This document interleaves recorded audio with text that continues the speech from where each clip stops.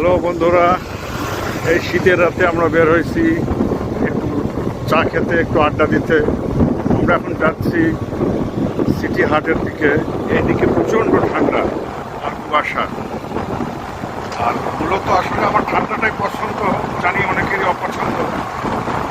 তো আসলে ঠান্ডা উপভোগ করতে হবে। শীতকাল মানেই ঠান্ডা, ঠান্ডা মানেই উপভোগ করতে হবে।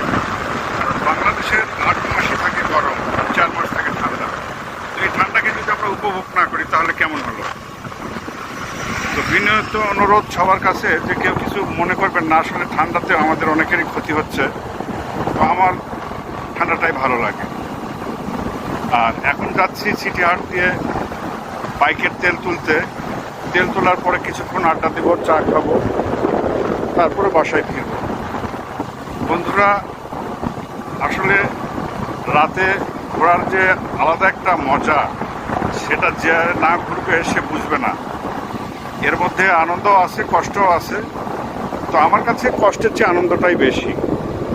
আর এই পরিবেশ তো আসলে সবসময় থাকে না বা পাওয়া যায় না, কারণ আমরা তো আর সুইজারল্যান্ড, ইংল্যান্ড, মস্কোতে যাচ্ছি না।